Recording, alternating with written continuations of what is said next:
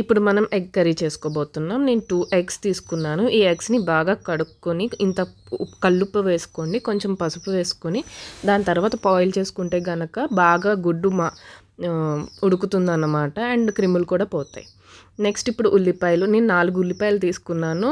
కరివేపాకు అండ్ పచ్చిమిర్చి తీసుకున్నానన్నమాట. సో, పచ్చిమిర్చి కారం నేను ఎక్కువ నేచురల్ కారం వాడతాను కాబట్టి పచ్చిమిర్చి 4 తీసుకున్నాను. మీకు వద్దకపోతే 2 తీసుకోండి. సో, వీటిలన్నిటిని ఇప్పుడు బాగా కడుక్కొని, కట్ చేసుకొని పక్కన పెట్టుకోవాలన్నమాట. ఇప్పుడు నేను కట్ చేసుకుని పక్కన పెట్టుకున్నవన్నీ ఆయిల్ వేసుకుని బాగా ఫ్రై చేసుకున్నాను. దాంట్లోనే అల్లం వెల్లుల్లి పేస్ట్, కొంచెం మామిడికాయ ముక్కలు కూడా యాడ్ చేసుకున్నాను పులుపు కోసము. సో, బాగా వేపుకోవాలి. ఇప్పుడు చూసారు కదా, ఇది బాగా వేగింది. బాగా వేగి నూనె కూడా పైకి తేలింది కదా. సో, ఇప్పుడు మనం కొంచెం కారము, కొంచెం ఉప్పు వేసుకోవాలి.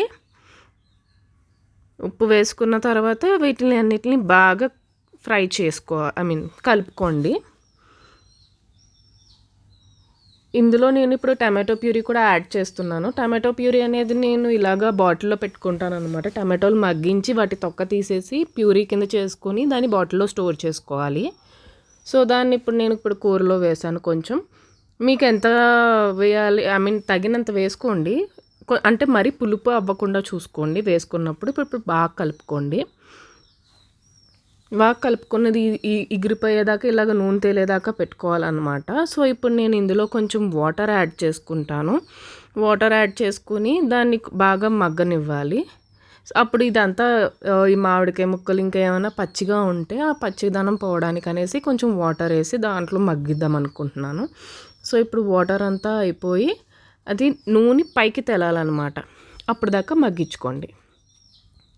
సో, చెప్పాను కదా మీకు నూనె పైకి తేలాలని. సో, ఇందులో నూనె పైకి తేలిపోయింది. ఇది పైకి తేలిపోయిన తర్వాత ఇందులో జస్ట్ కొంచెం ఇందాక బాయిల్ చేసుకున్న ఎగ్స్ ఉన్నాయి కదా, అవి వేసేయడమే.